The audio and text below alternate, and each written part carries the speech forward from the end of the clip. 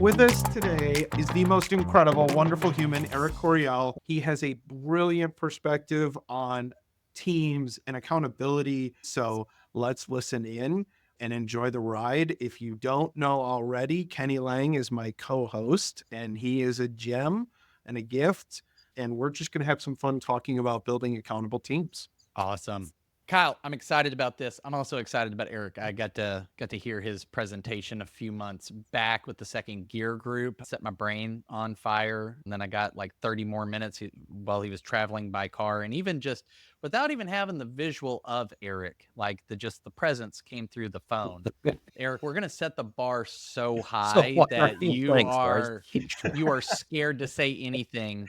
So we're also going to go over what the square root of pi is and whether or not Bigfoot is real. We could go anywhere, so just be ready. Okay. It's all team related, just not teams related. Yeah, so long as we don't talk about teams, Microsoft Teams, then I think we're okay. We're okay.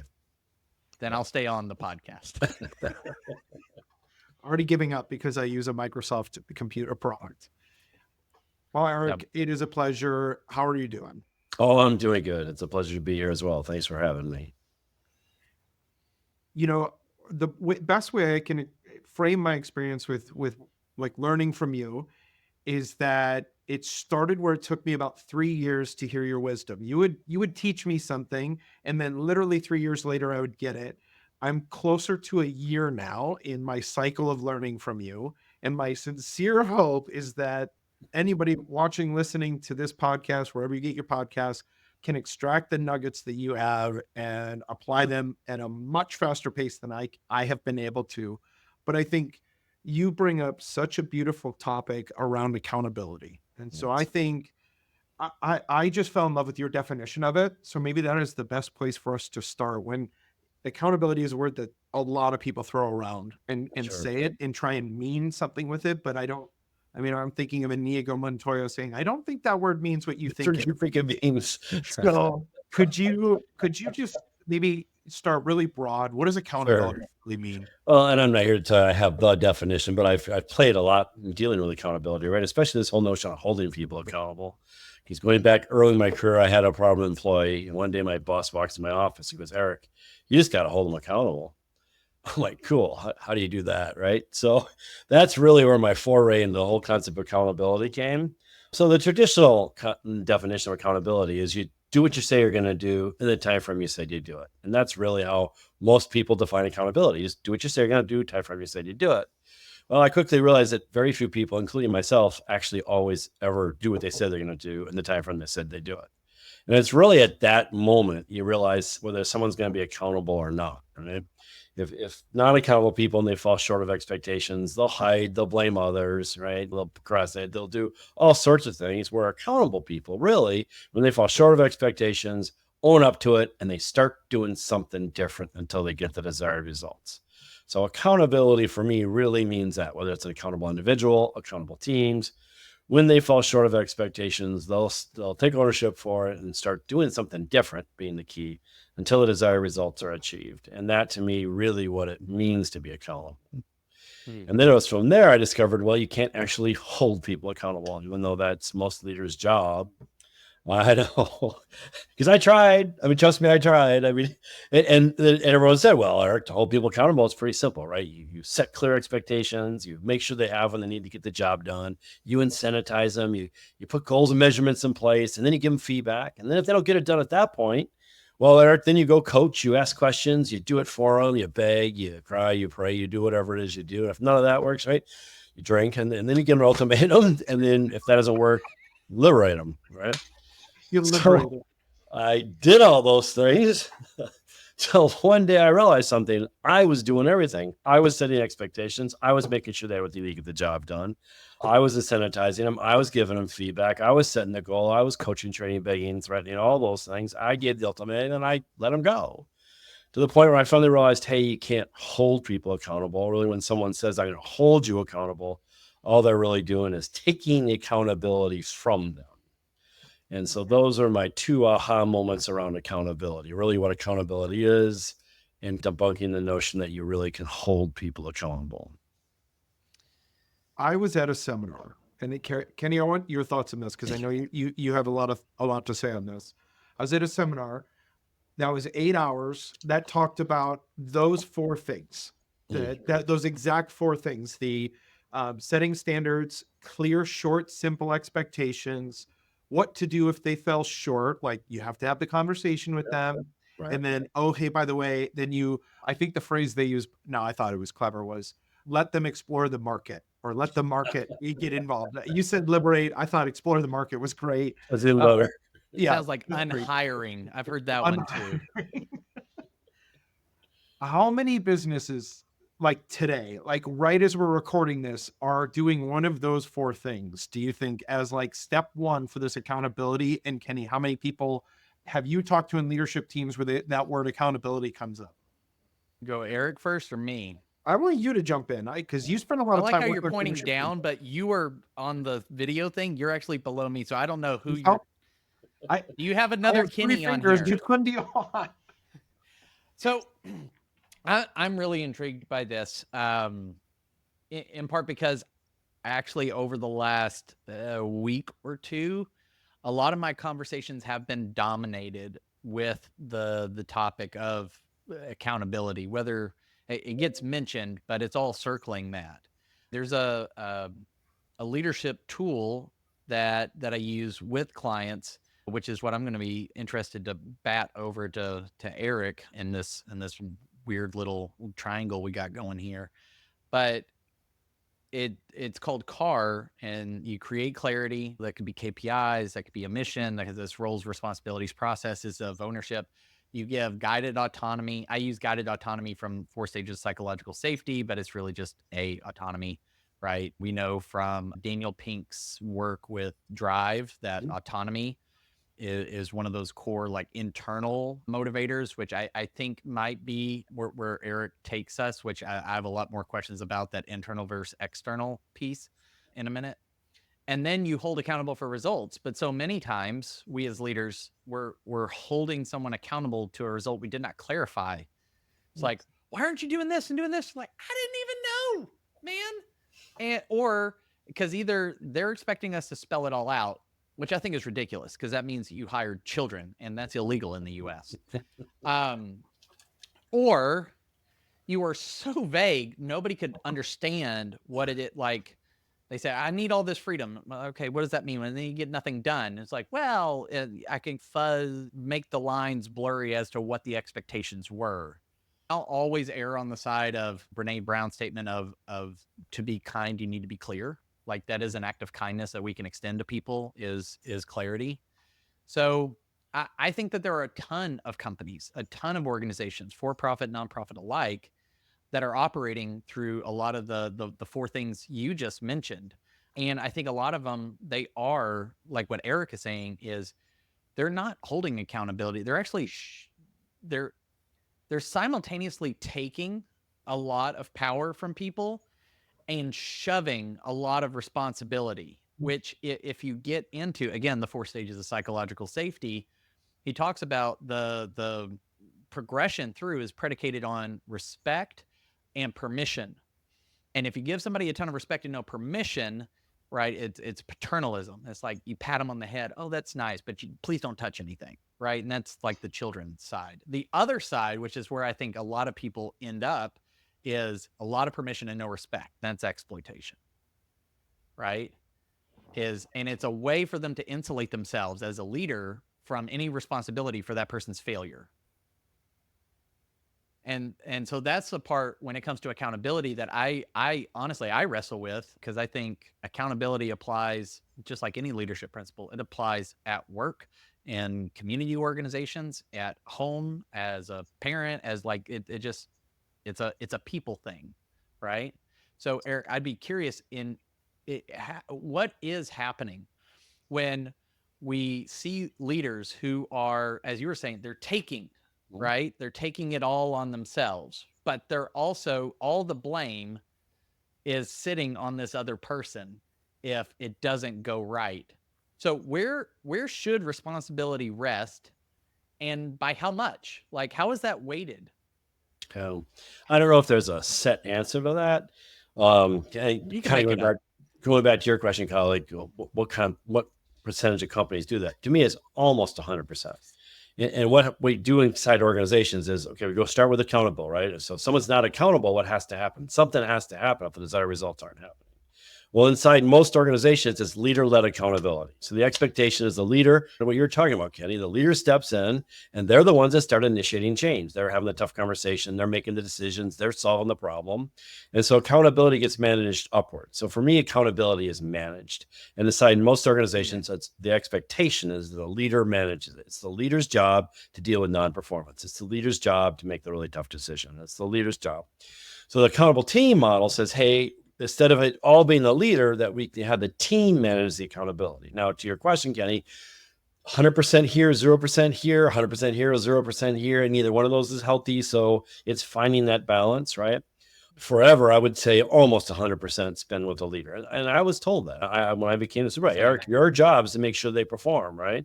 So I started to say things like, guys, no surprises, right? If there's a problem, bring it to me. And I want to make these decisions because they're important. And in fact, I'm going to continue to do this work because this is really critical. And what I realize now, I was just taking all the accountability because I realized something.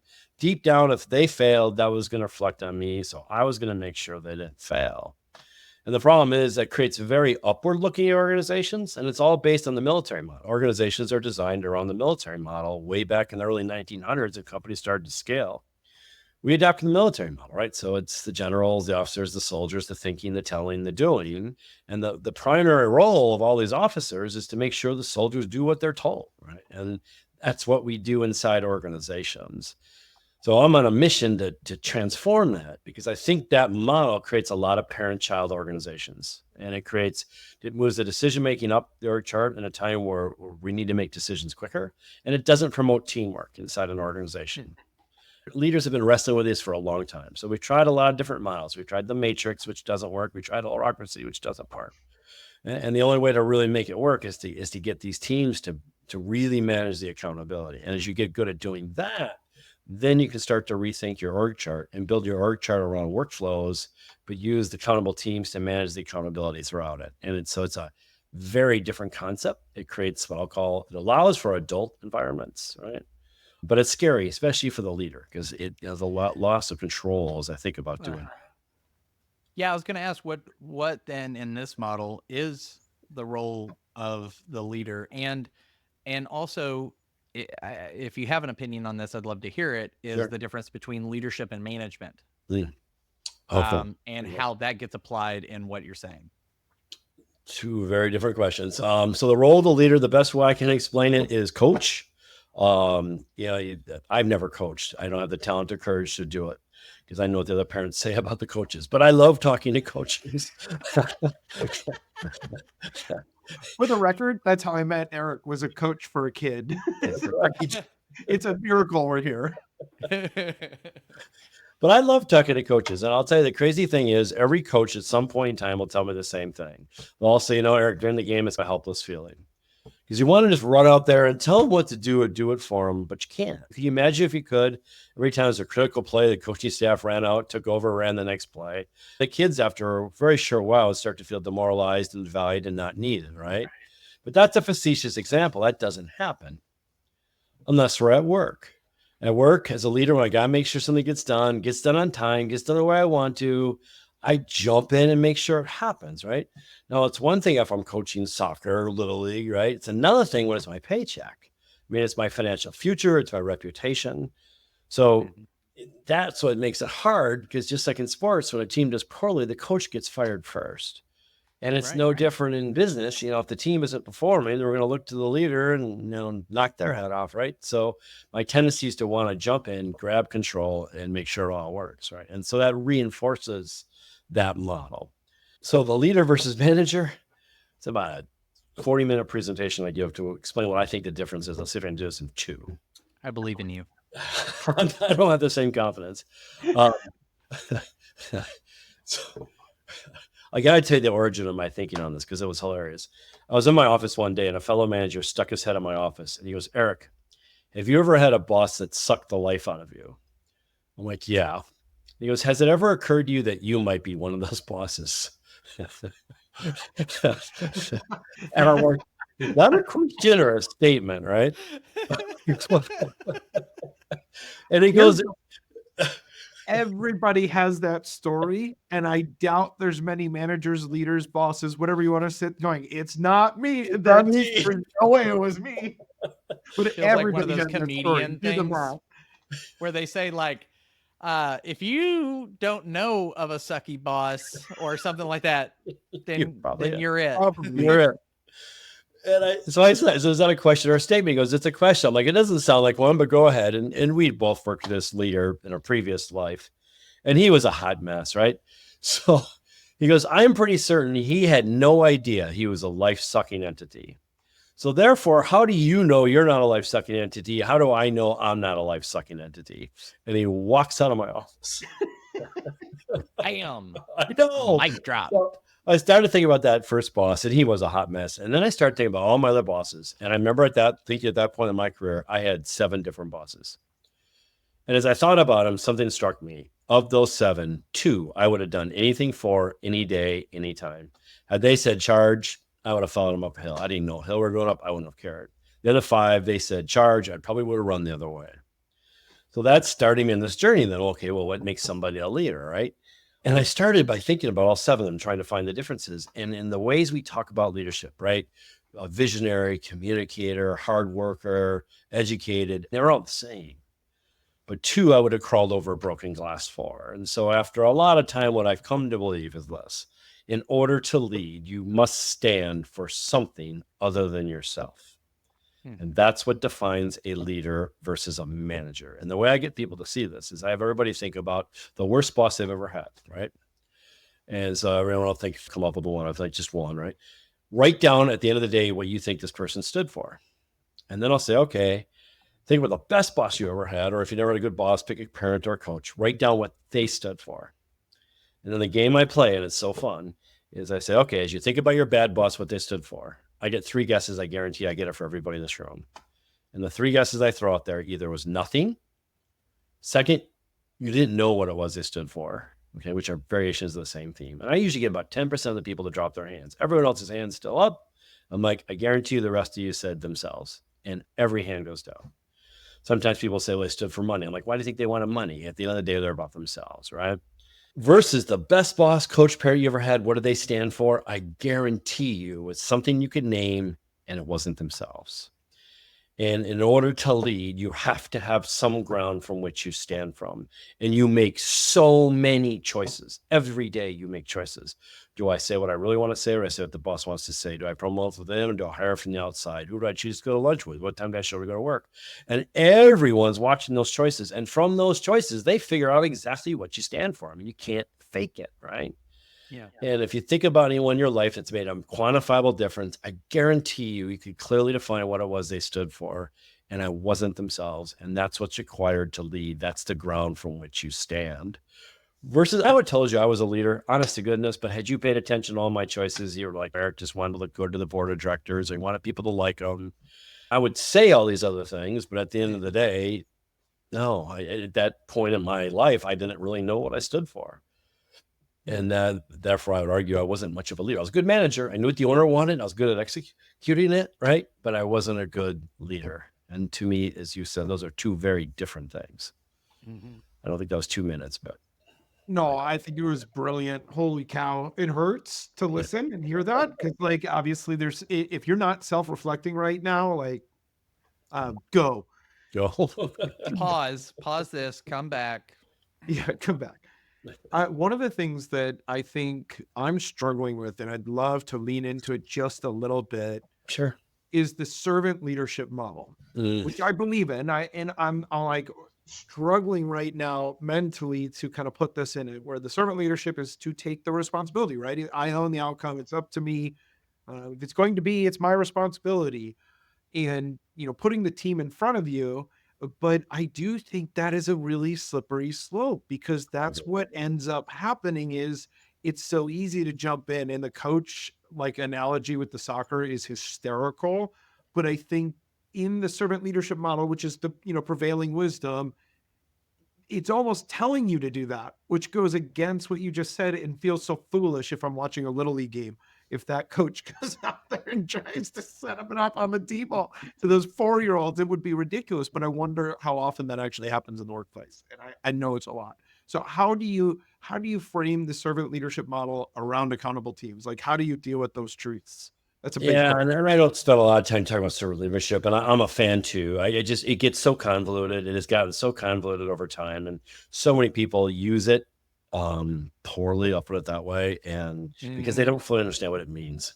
So let's go back to the coaching, right? So what's the role of a leader in an accountable team model? Well, it's no different than a really good coach on a sports team, right here. So I'm here to tell you the playbook, right? So this is how we're going to play. Here's how you're going to talk to each other. Here are the expectations, right? You're going to be in time for meetings, and I get to set the deal around which the team can operate. So here are the decisions you can make. Here are the ones you got to run past me. Here are the ones I get to make, right? So we're going to create that clarity, and I'm going to make sure that the team has the ability to make the decisions, kind of what Ken was talking about earlier about autonomy, right? The team has the authority to make the decisions they need to make in order for them to achieve their accountability. So if I say to the team, so if I look at my leadership team and say, okay, you're accountable to ensure the sustainable, profitable growth of this organization. So if they're here as a team to ensure that we're being profitable, but at the end of the day, I get to make the pricing decisions, it's not going to work. They can't be accountable for something they don't have the authority over, right? So as a leader, I have to define all that. My job is to, and my good servant leader does, I put them in a position to be successful, right? And then they have the opportunity to be successful within those parameters. And that doesn't mean they're always going to deliver the results. Like when the results aren't happening, going back to what I said in the very beginning, if sales fall below expectation, then they've got to get together and figure out what they're going to do differently to get it fixed within a certain time window. I mean, if they don't get it fixed in 4 months, well, guess what? I got to come back and take the accountability back, because I now know by definition, you're not dealing with your real issues, right? You're not addressing the issues that are getting in the way of you being successful. So as a leader, I am here to put the team in a position to be successful and do what I can. I can coach them, but at the end of the day, I can't run in and play the game. And to me, that's really what servant leadership's about, is putting people in positions to be the best versions of themselves and to be successful. But I think so often I watch it get convoluted and it just gets messy. I'll put it that way.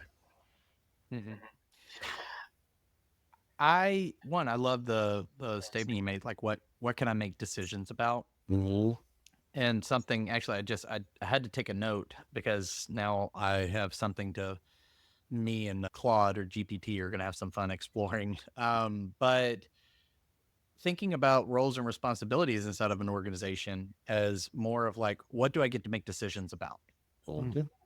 As a point of clarity, because sometimes we say, well, these are, what are your responsibilities? And I know the three of us are familiar with EOS, and I use System and Soul, which, has some similarities, and both in the chart exercise, you're laying those out. And I've been using the term processes maybe to get at something that's a bit more clear, because I feel like people now, job descriptions, you have 37 responsibilities. I don't know who the heck thought like that'll be a great idea. We're really clear. Like, no, you make me want to run away. But he seemed like one of those life-sucking bosses. Like, thank you, Dracula. No. Well, But I want to say this on this. I think that's an overreach in clarity, right? That's what I see that as. yeah, like the point of diminishing return, like you can Yeah. walk it up, and then at some point you're like, okay, Somebody you're making said it we worse. need to be clear, and they're like, well, I can put more words in here. Right. And I think that I think it's a good example in the world of us overdoing on the clarity, taking away Or back to her or child. taking Like accountability. like a good intent gone wrong. It does exactly what I think. Yeah. But I love the idea of like, what do you get to make those decisions about? Because otherwise, why do you have me? In thinking about whether it's servant leadership or something else, when you talk about accountable teams, I want to explore when you talk about the accountability not really resting with the coach, the leader, the team manager, whoever has the seniority amongst this pod of people, not the pod people, but a pod of people. That's a different podcast that Kyle and I are going to start. A podcast, if you will. Right. 4 potters, but never mind. I'm going to leave that Stop. alone. But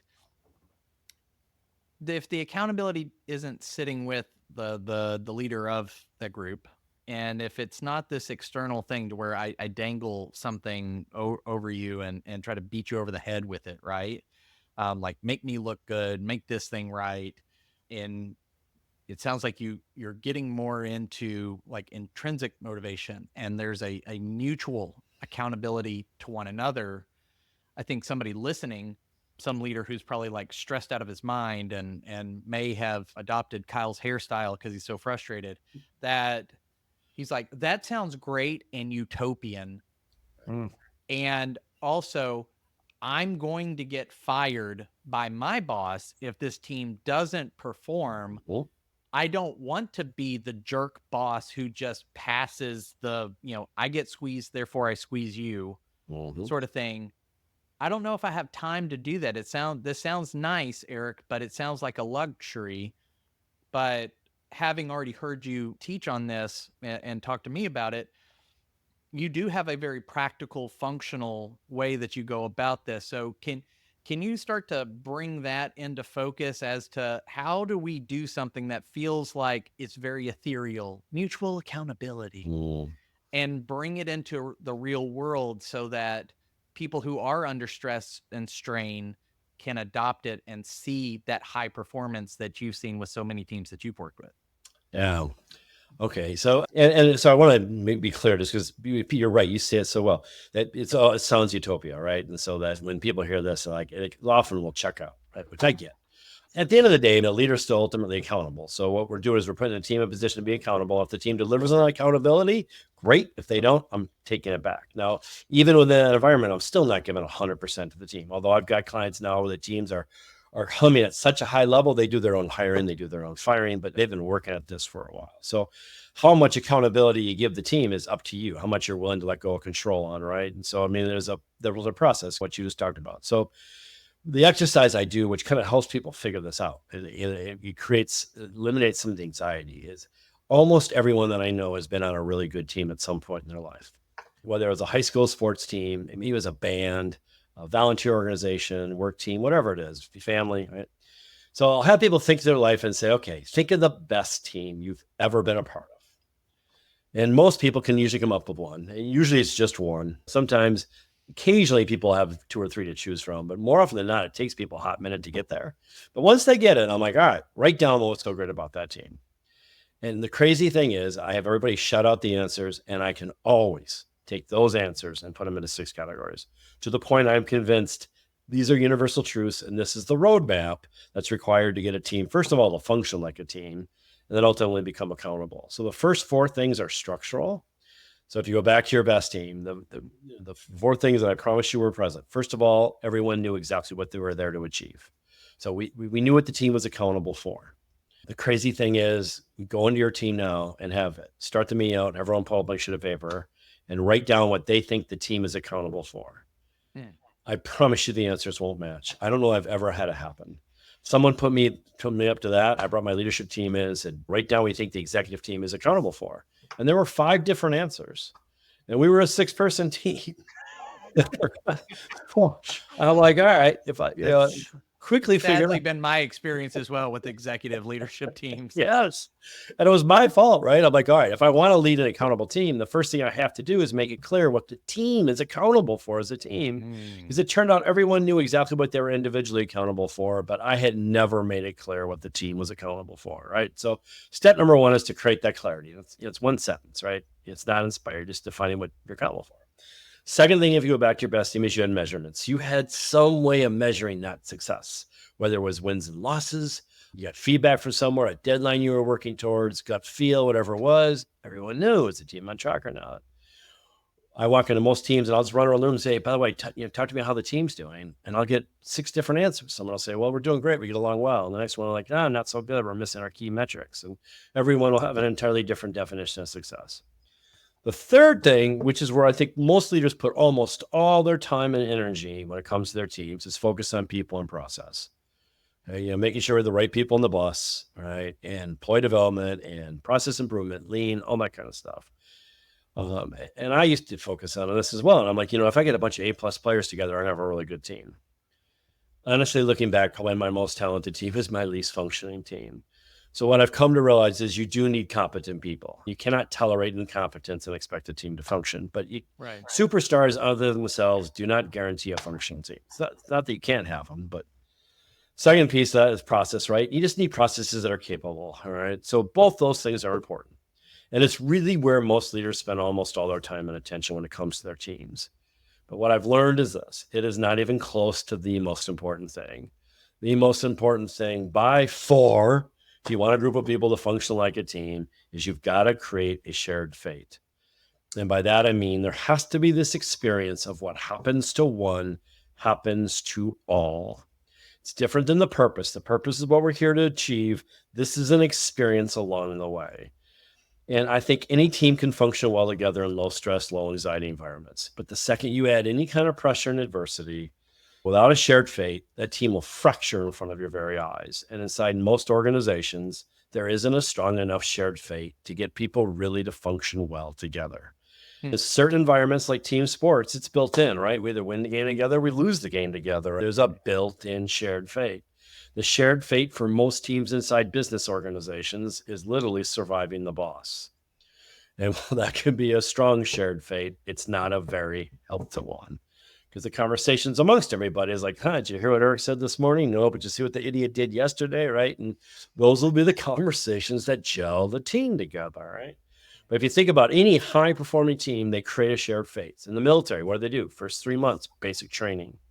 And all they do in basic training is create a shared fate. Everyone loses their hair. They all wear the same outfit. They all wear the same clothes. Every exercise promotes shared fate. By the end of those 3 months, they would die for each other. But you join the military, there's no shared fate. They had to create it. Inside business organizations, you need to create it. So if you go back to your best team, there was something that created this experience of what happened to one happened to all. So those are the 4 structural things that I think have to be in place in order for a team to function. The problem is you can have a functional team, but the leader can still have all the accountability. If you want the functional team to become an accountable team, one more thing needs to happen. And that is, on accountable teams, they deal with their real issues together. And by that, I mean any issue that affects our ability to achieve our goals or purpose, we now deal with as a team. And then when a team does that, that's when they become accountable. Now, the good news is most issues aren't real, right? If someone's got bad breath, we don't need to bring the whole team together and talk about their bad breath because it's not affecting our, well, yeah, maybe. Kyle, we were going to talk to you about that later, but. Oh, well, we see what you need. This is an intervention. That's what this podcast This whole podcast prep was just for this moment. Right. There But- we go. If someone's not equally invested in the team, that is a real issue. I mean, if there's not an equal investment in the team, that's going to be a real issue. If someone's not behaving by the values, that's a real issue. But here's one for you. What happens if someone's not meeting performance expectations? Is that a real issue? And the answer, of course, is yes. I mean, if someone's not meeting performance expectations, that's going to affect the team's ability to be successful. I don't know about you guys, but when I got into the working world, I was literally told, Eric, you praise in public and criticize in private. Most performance reviews are done in private. And then you wonder why you don't have a team. If you played any kind of sport, team sports at all, where are performance reviews held? In Off the court. everybody, it was normal. But in business, we get together and we preach and do the opposite. We get together in meetings and we collude not to talk about our real issues. We'll talk about our real issues in the meeting after the meeting, in our favorite subgroups, bars, bathrooms, and hallways, but not your best team. I'm willing to bet on your best team, when a real issue arose, you didn't ignore it. You didn't talk behind each other's back. You didn't sit around waiting for the leader to solve it. Instead, you worked it out. You had the tough conversations. You dealt with that. And when that happens, and only when that happens, do you get all the good stuff. And the 6th category is the good stuff. And what it is, it's an individual commitment to each other's success. Because as people talk to me about their best team, they say things like, well, we trusted each other. We had each other's back. We covered for each other. We had fun. We were successful. And that is all a byproduct of being able to do that first stuff. The problem was I tried to jump to the end because I knew that we had to, in order to be successful, we had to trust each other and have each other's back. So I would literally do things like trust falls and read Lencioni books and all this kind of stuff, and it never worked. And I finally realized the only way to get there is to go through all 5 steps. And I have never dissected someone's best team, where we couldn't go through step 1, 2, 3, 4, and 5, and the byproduct was that high performing team. I was gonna ask, are those things linear? Like, do you have to progress from one stage to the next, to the next? No, you don't have to. And the extreme example, the shared fate's the linchpin, right? So think about, well, I mean, I guess it was somewhat linear here, but think about, for those of you who are older, the 1988 U.S. Olympic hockey team, right?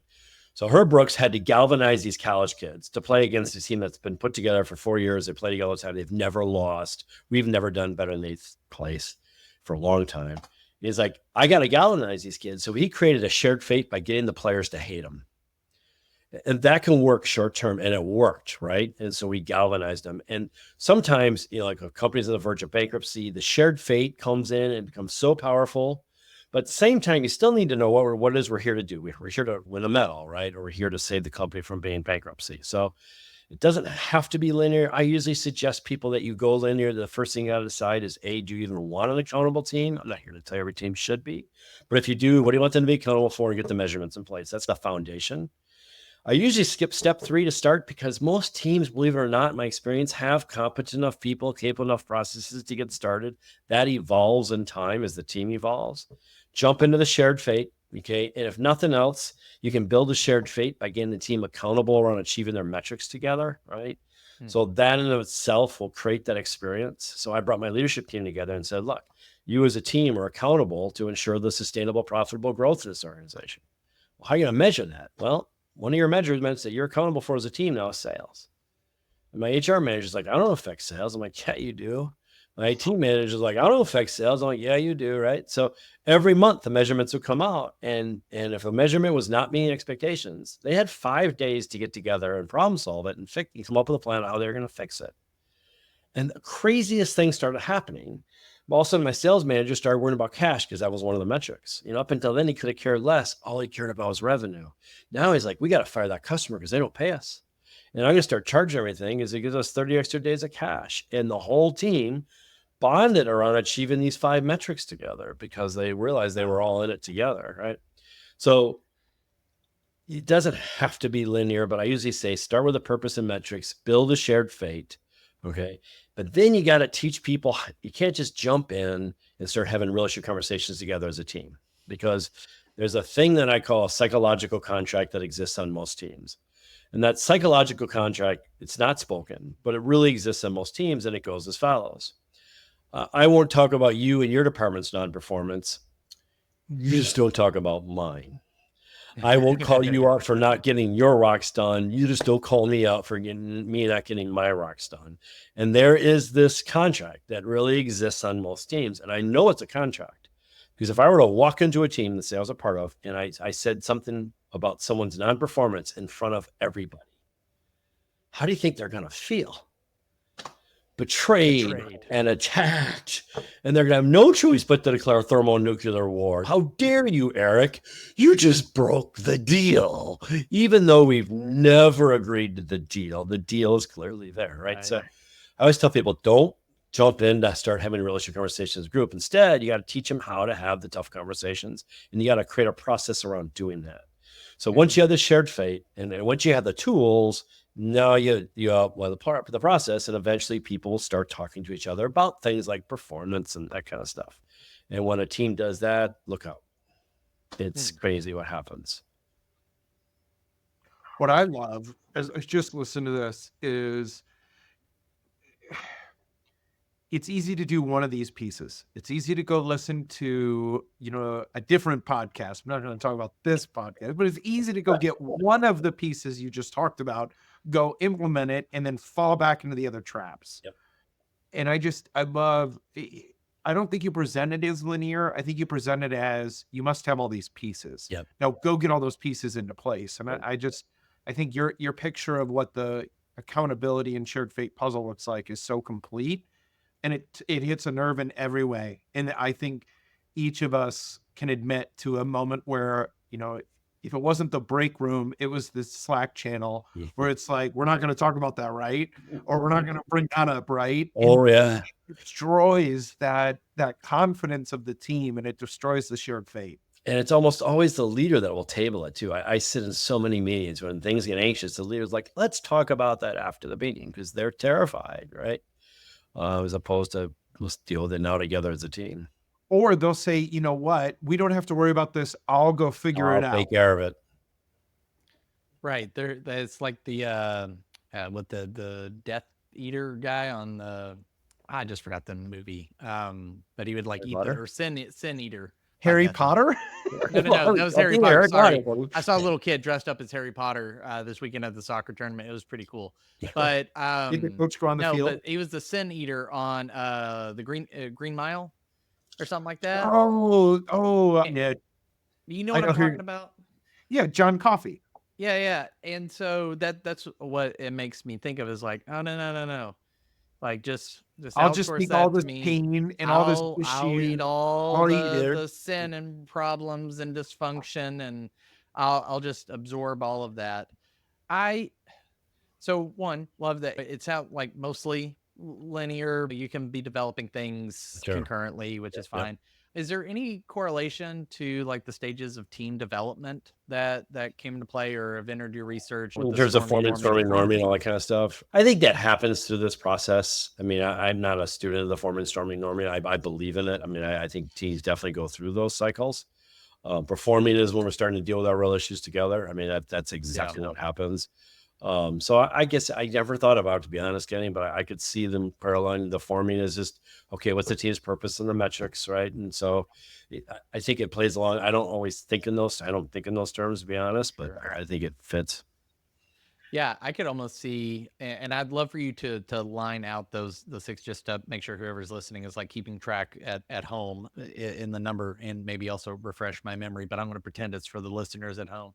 But I could see those being great steps on, we have so many like life cycle stages of this and the different categories of this, that, and the other thing. And I'm sure, Kyle has a ton on like sales and marketing stuff that he's used and advocates for. And they're good and they're helpful. But I have found just a lack in most of those cases on, okay, but what is needed to move between them? You've clearly identified a stage or a circumstance that is common and frequent enough to give it a cool name, like storming. Yeah. But how do we go from storming to norming? What affects that change? What could send us backwards? And it sounds like some of what you've developed could be helpful in figuring out those things, because just because you say, well, I'm sick, well, great. Now what? What do I do about this? Do I pop a bunch of pills? Do I go see a shaman? Or do I just need to go to sleep? Yeah. Yeah, as you're talking, I mean, it actually, you're right. So the forming, if you think about it, is purpose and measurements. Okay, the norming is going to be, okay, we have, one of the things you have to do as part of the people and process is define what decisions they can and cannot make. Okay, so we're going to set the parameters. The storming is clearly having the difficult conversations with each other. That's step number 5, is working through our real issues. And as you do that, ultimately you start to perform. So I think, that I never thought about it, but there is an alignment of those steps. And as you're right, as you do those things, you will just move to the next and the next and the next. And which I think could also be helpful too, because there's nothing at least in the literature I've seen about, they talk about the fact that you could cycle back, like as you change people or somebody, or it was a project team that evolved or something like that. So you can go back from performing back down to storming and have to work your way back up into norming, and then that. But what I like and appreciate about what you shared is that it seems like it also could establish some nice guardrails to make it more difficult for us to fall backwards or to backslide in terms of what we're doing, which some of that, and even just the language, leads me to this question, which is, you talk about accountable teams, and a lot of people do talk about a high desire for accountability or a struggle to create accountability. What is accountability in service of? Is it performance? Is that it? Is it outcomes? Is it, because we can say, yeah, I'm accountable, but to what end? And performance. That's why the measurements are so important. And that's one of the roles of the coaches, right? Is to make sure the teams are set up so that if they deliver the desired results, this thing works. And inside most organizations, most teams really are accountable to other internal teams. You go into a manufacturing company and you walk into the office and you say, who are your customers? And they'll almost always point externally. I'm like, no, your customers are manufacturing, right? You're here to get them the right information with the right materials on time so they can make the product, and they're here to take care of the customer, right? So very few people understand who really are the customers. And so every team has got a customer. Sometimes it's internal, sometimes it's external, sometimes it's both. But what you're accountable to is delivering on those results. And doesn't mean you're always going to be doing it. I mean, I don't know. I've known many teams that are always in the green where we're hitting every metric. But the key is the second we're not hitting a metric, we are rallying together. We are, working our butt off to fix it and do something different till we get the desired results. And that's what the accountability is too. It's all about the desired outcome. Now, obviously, we're accountable to how we do it and all that kind of stuff too. I mean, that matters. But at the end of the day, I just see it as very results performance thing. And I want to talk real quick because you said something, and it's a really important thing. It took me a long time to really understand this. I was told this once, and I didn't get it. Someone said, when a new member joins a team, the team resets. I'm like, well, yeah, duh. No, absolutely. And I've watched new members really take a team down. And if you think about it, when a new member joins a team, what do they need to learn? They need to learn what decisions they can and cannot make, what they can and cannot say about in front of everybody. They need to understand the context for all their teammates, right? And who you are and what you really stand for, all that kind of stuff. So one of the most important things to do to avoid what you just talked about is that whenever a new member joins a team, is you work to shorten that cycle really fast.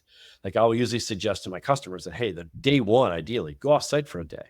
And the first thing you do in the morning is it's a life scripting exercise. So everyone's got to tell their life story for 30 to 45 minutes.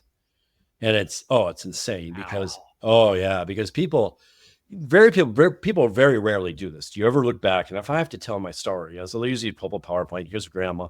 But as you go back through your life and you think about it, you realize what influenced you, all this kind of stuff. And it gives incredible context to each other, even teams that have been together for a long time. I now see you in an entirely different vein. I was with a client last week. There was 4 people in it. 3 of the 4 cried.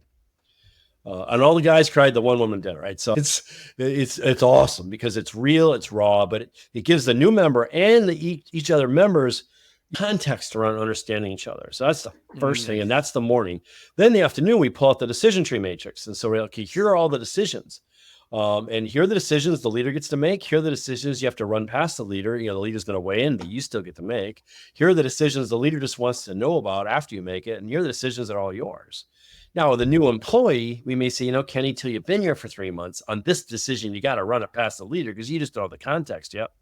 But what'll happen is that person can now hit the ground running because otherwise they're walking in with their whole past experience of what they can and cannot decide. And they're guessing. And it takes them about a year to figure it out. I'm going to tell you, even after that, they're still wrong half the time, right? So you create clarity around that. So there's a whole series of exercises. It takes a whole day. But by the end of that day, that new person is ready to hit the ground running. Because one of the things we'll do is let's go around the room and we'll say, okay, here's what you can and cannot say about Kyle or do in front of Kyle. So we all just give the new person feedback. Oh, Kyle hates it when you do this, loves it when you do this. And Kyle's like, really? And then we'll do the same thing for Kenny. And we just go around the room. And so it's all about giving context for the new person. At the same time, we all still learn from it, right? And that will greatly decrease the likelihood that new member is going to take the team back, even inadvertently, because here's the team you've just joined, and here is the deal that you have signed up for. We're, whatever that is, right? Here are the non-negotiables, and here are intolerables, and all that kind of stuff. So all that will decrease the likelihood of doing exactly what you described. Understated what you just talked about. The team going backwards. The team. I just read this from someone I highly respect. I wish I could remember exactly who it was, but it hit and it landed and it stayed in my head and it's coming out now. Is that when a new team member comes onto the team, they're bringing with them that you're inheriting their context from their last employer, the trauma, the drama, and everything else. And like that's what they, they're either gonna do that again because they thought it was right, or they're gonna do the opposite of that because they thought it was wrong, and that has nothing to do with your organization. And unless you set the culture, which I think culture is the wrong word. I think that's the buzzword that I want to avoid here. Set the deal. The context for them, they're gonna bring their own. Yep. And then you're gonna work backwards to like undo it. Yep. this is rich. I could go another hour and a half, I feel like, but I do want to work us towards conclusion here. Eric, I know you wrote a book on this topic. Can you give us some details about just the book and where to find it? Oh, it's called Revolutionize Teamwork. A publishing firm came and asked me to write the book, but they said, you know what? We believe every business book's too long, so you only have 12,000 words. We believe every business book has to be read in an hour or less, which I agree with, right? Really hard to put all this stuff in 12,000 words or less. So it's a good high-level overview of pretty much everything we talked about today. You can get it on Amazon, Barnes & Nobles too, but Amazon, I think, is your easiest option. And if somebody wanted to get a hold of you, what's the best way to do it? Probably email me. So my email address is Eric, ERIC, at Accountable Teams. So all one word, Accountable Teams, plural.com. That's probably your best option. Anything else you'd like to add, or Kenny, you want to jump in and share as we wrap up? I'm just amazed that you got that domain name. I know. And I did it like 4 years ago and it was open. I'm like, you gotta be kidding me. That's I had the same miracles problem. happen every day. It's true. Somebody wants it. I guarantee you somebody wants that.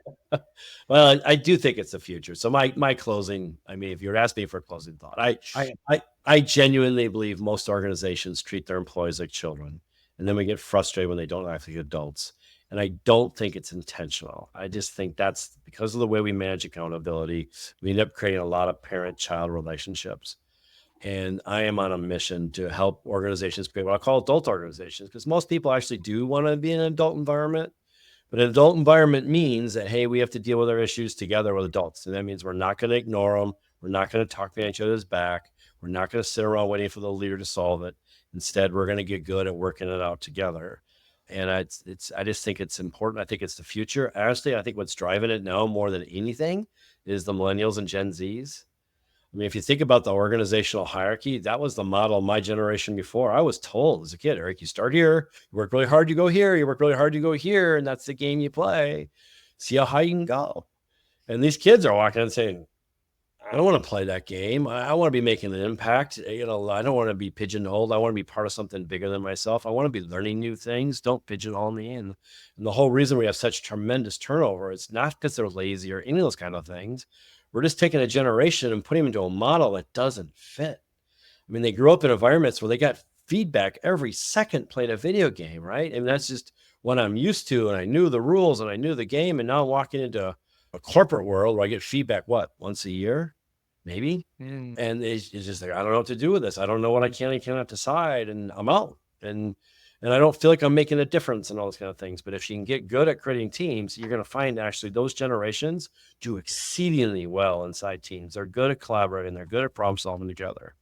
So I'm really, the message I send to people is don't write off the generations at all. I think they're fabulous. They just work different than my generation, right? I was 8 to 7, whatever it was, 8 to 6.